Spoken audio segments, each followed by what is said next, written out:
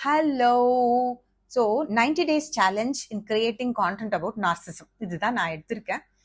So யூடியூப்ல daily ஒரு video narcissism பத்தி, அபியூஸ் பத்தி, ரெக்கவரி பத்தி, ஹீலிங் பத்தி, ட்ராமா பத்தி, தெரப்பி பத்தி டெய்லி ஒரு வீடியோ போட போறேன்.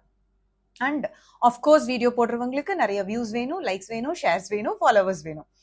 ஸோ அது எப்போ வரும்? ஒரு அழகான வேல்யூபிளான கான்டென்ட், உங்களுக்கு யூஸ்ஃபுல்லான கான்டென்ட் நான் கொடுத்தேன் அப்படின்னா கண்டிப்பா என்னோட ஃபாலோவர்ஸ் இன்க்ரீஸ் ஆக போறாங்க, வியூஸ் இன்க்ரீஸ் ஆக போகுது.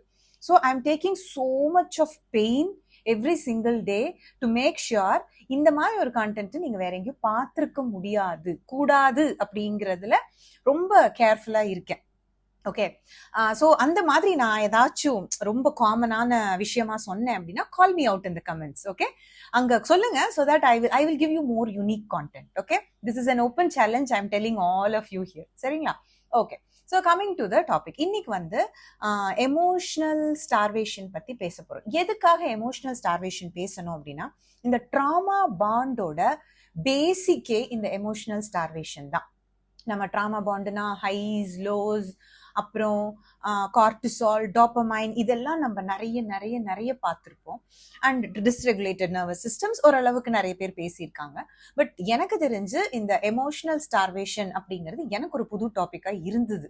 ஸோ அதனால ஐ தாட் நம்ம இதை பத்தி பேசலாம் அப்படின்னு. எமோஷனல் ஸ்டார்வேஷன்னா என்ன? ஸ்டார்வேஷன்னா என்ன? நமக்கு தேவையான ஒரு பொருள் கிடைக்காம இருக்கிறது தான் ஸ்டார்வேஷன். அப்ப எமோஷனல் ஸ்டார்வேஷன் அப்படின்னா எமோஷனல் நரிஷ்மெண்ட் இல்லாம இருக்கிறது. அப்ப எமோஷனல் நரிஷ்மெண்ட் அப்படின்னா என்னங்கிறது ஃபர்ஸ்ட் பார்க்கணும்.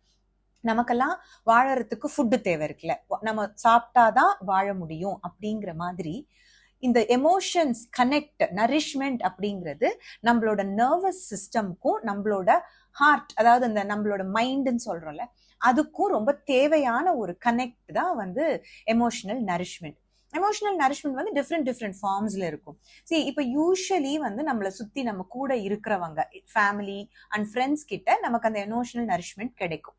சே ஃபார் எக்ஸாம்பிள், நம்ம எப்போ அவங்கள கால் பண்றோம், நம்ம கொஞ்சம் மனசு கஷ்டமா இருக்கு, மனசு வருத்தமா இருக்கு, இல்ல ஏதோ ஒரு ப்ராப்ளம் இருக்கு லைஃப்ல அப்படின்னு நமக்கு பிடிச்சவங்களை யாரையாவது கால் பண்றோம் அப்படின்னா அந்த நேரம் அவங்க நமக்கு அவைலபிளா இருக்காங்க அப்படின்னா அப்போ ஒரு எமோஷனல் நரிஷ்மெண்ட் கிடைக்கும்.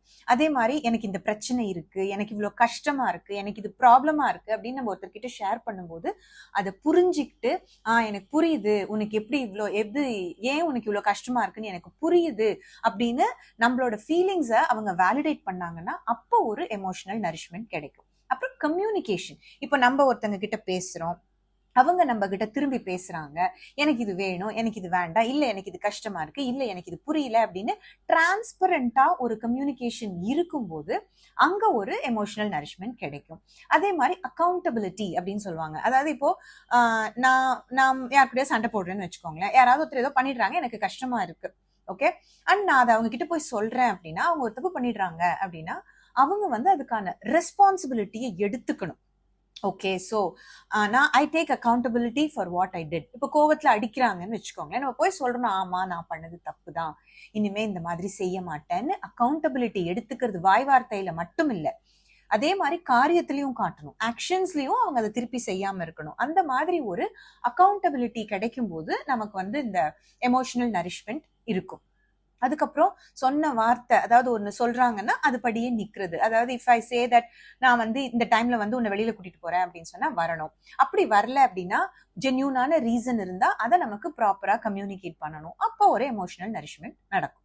ஸோ இந்த மாதிரி connection, validation, accountability, availability, responsibility இதெல்லாம் நம்ம கூட இருக்கிறவங்க தெரிந்து நமக்கு கிடைக்கும் போது அதுக்கு பேரு எமோஷனல் நரிஷ்மெண்ட். இந்த எமோஷனல் நரிஷ்மெண்ட் இல்லாம போனா அதுக்கு பேரு எமோஷனல் ஸ்டார்வேஷன். இப்ப எப்படி நமக்கு வந்து ரொம்ப சாப்பாடே இல்லாம இருந்தா என்ன பண்றோம்? we are starving அப்படின்னு தானே சொல்றோம். ஸோ அதே மாதிரி அந்த மாதிரி சாப்பாடே இல்லாம இருக்கும்போது ஒரு 2 வறண்டு போன பன்னு, 2 விடுங்க, ஒரு பன்னு, வறண்டு போன பன்னு அப்படியே வறண்டு போயிருக்கு கிடைச்சா கூட, ஓகே, நீங்க ஒரு 3 நாள் சாப்பிடாம இருக்கீங்க, அப்போ ஒரு வறண்ட பன்னு கிடைக்குது உங்களுக்கு. அது ஜென்ரலா பாத்தீங்கன்னா அது உங்களுக்கு சாப்பிடவே பிடிக்காது. பட் ஆனா பசி 3 நாளா சாப்பிடலங்கும் போது என்ன பண்ணுவீங்க? அதை பிச்சு சாப்பிடுவோமா? அதே மாதிரிதான். ஸோ இந்த எமோஷனல் ஸ்டார்வேஷன் நமக்கு கிடைக்க, நம்ம யார்கிட்ட இருந்து நமக்கு கிடைக்கணுமோ அவங்க கிட்ட இருந்து கிடைக்காதப்போ நம்ம அது ஒரு ஸ்டார்வேஷன்ல இருப்போம்.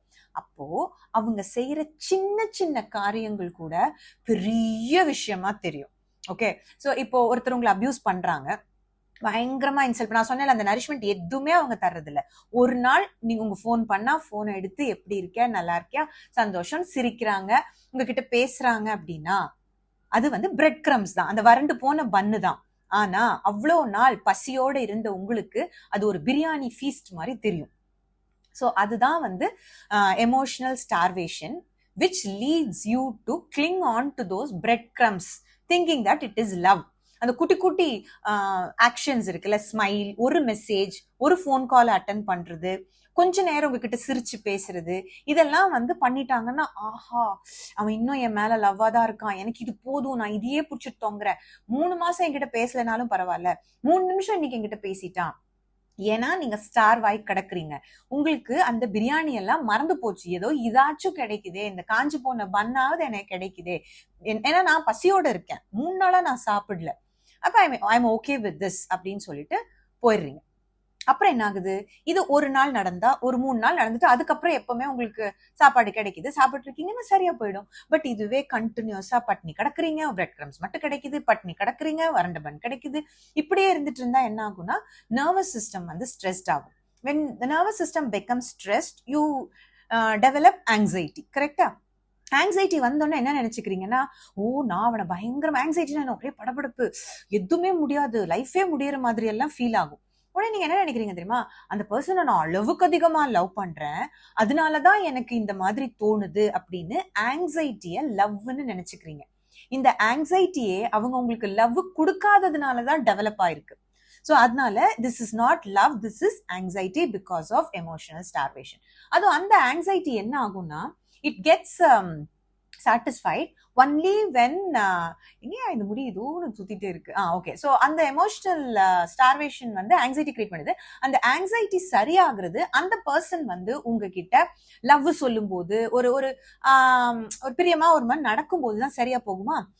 அதனால நீங்க என்ன, ஏன்னா அந்த ஃபில் பண்ற கெப்பாசிட்டி நமக்குள்ள இல்லாம இருக்கு, அந்த பர்சன் வந்து அதை கொடுக்கும் போதுதான் அது ஃபில் ஆகுது. ஸோ அப்ப அந்த ஆங்ஸைட்டி உங்களுக்கு குறையுது.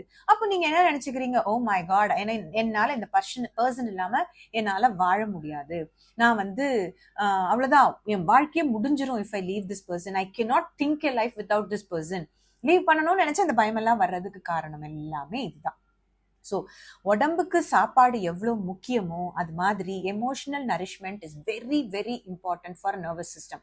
அது குழந்தைங்களுக்கு கிடைக்காம போகும்போது தான் அவங்க வந்து, குழந்தைனா பிறந்த குழந்தைக்கு அது கிடைக்காம போகும்போது தான் அந்த குழந்தைங்க வந்து பின்னாடி கொலைகாரங்களாவோ இல்லை இந்த டெரரிஸ்டாவோ மாறுறதுக்கு காரணம் அந்த பேசிக்கான அன்பு இல்லாம போயிடுது குழந்தைங்களுக்கு. அவங்களோட நர்வஸ் சிஸ்டமோட டெவலப்மெண்ட்டே எஃபெக்ட் ஆயிருது. ட்ரக் அடிக்ட்ஸ், அந்த கஞ்சா சாப்பிடுறவங்க, அவங்க எல்லாம், அதுக்கு எல்லாமே பேசிக் காரணம் இதுதான், அன்பு. அந்த எமோஷனல் நரிஷ்மெண்ட் கிடைக்காம போறதுனால மட்டும்தான், அந்த ஸ்டார்வேஷன்னால ஒரு nervous system is dysregulated, anxiety, you are confusing it with love, that gets என்ன சொல்றது, controlled with their breadcrumbs. You think you are in love with that person. Okay, so I think this is something unique I wanted to share with all of you. இதனாலதான் அந்த irresistible urge to talk to them, அவங்க இல்லாம நம்மளால வாழ முடியாது அப்படின்னு தோன்றது எல்லாமே இதனாலதான். So இதுல உங்களுக்கு எல்லாம் கனெக்ட் ஆயிருக்கும்னு நினைக்கிறேன். கமெண்ட் பண்ணுங்க please, and I want to know whether this is something new or you already knew. இல்ல எனக்கு அந்த மாதிரி கமெண்ட்ஸ் கொடுத்தீங்கன்னா என்னோட அடுத்த வீடியோஸை நான் இம்ப்ரூவ் பண்றதுக்கு எனக்கு ஒரு ஐடியா கிடைக்கும், இன்னும் வேற எப்படி திங்க் பண்ணலாம் அப்படின்னு எனக்கு ஐடியா கிடைக்கும். ஸோ Day 3 முடிஞ்சிச்சு. இந்த வீடியோ உங்களுக்கு யூஸ்ஃபுல்லா இருந்திருந்தது அப்படின்னா என் சேனலுக்கு சப்ஸ்கிரைப் பண்ணுங்க. இல்ல இந்த வீடியோ யாருக்காவது யூஸ்ஃபுல்லா இருக்கும்னு நினைச்சேன்னா அவங்களுக்கு இந்த வீடியோவை அனுப்பிச்சு விட்டுருங்க. அப்புறம் லைக் பண்ணுங்க, கமெண்ட் பண்ணுங்க, வீடியோஸை நிறைய ஷேர் பண்ணுங்க. ஸோ நெக்ஸ்ட் வீடியோ நாளைக்கு நான் உங்களை இன்னொரு இன்ட்ரெஸ்டிங்கான யூனிக்கான டாபிக்கோட பார்க்குறேன். Till then tata, bye bye, keep smiling, life is to live.